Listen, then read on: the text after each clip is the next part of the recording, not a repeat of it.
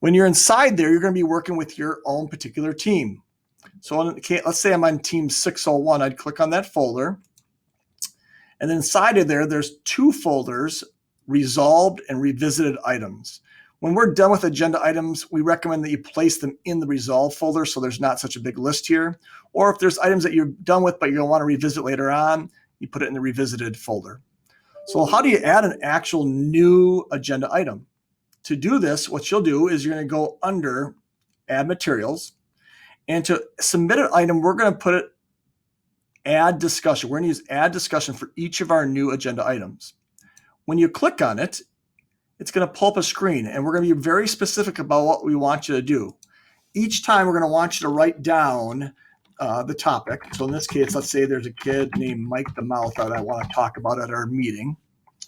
And then in the description, there's 3 parts we want you to have each time. One, we want you to put in the date. So let's say it's 9-8-18. Then in parentheses, we want the person who's submitting it to put their name. That way we can ask that person questions if we have questions about what's going on with that particular kid. And then finally, we want a brief description about what's going on or what we want to discuss. So Mike is continually talking in class. When we're done with that, we're going to choose Create. And when we do that, you'll see that there's an agenda item here. Now, when you discuss that particular agenda item, you're probably going to want to put some action steps and so forth. So that's how you create an item. But what about if we want to talk about the action steps or edit it? To do that, we are not going to add to this discussion. All we're going to do is we're going to go over to this cog right here, this settings, and we're going to click and choose Edit. There, down below where it says description, we're just going to add to it right there.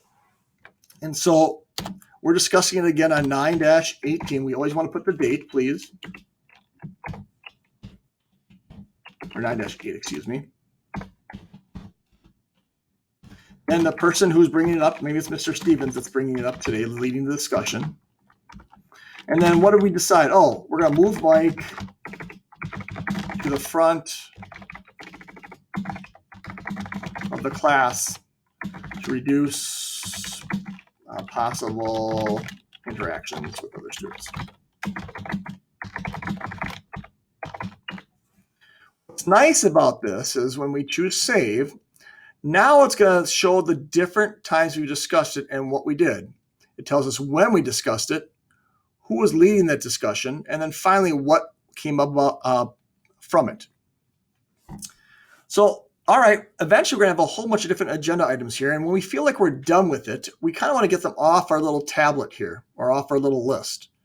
To move this item into, let's say, the resolved items, all I'm going to do is going to go to the cog next to that particular item.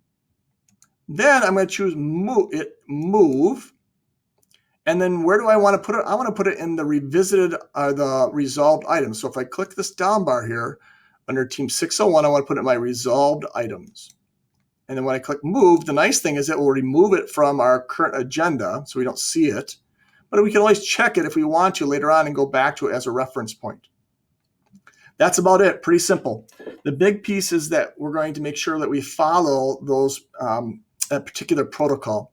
And that is when we go to edit it, we're going to always put the date first, then in parentheses, the person submitting it or working on it, and then finally a description.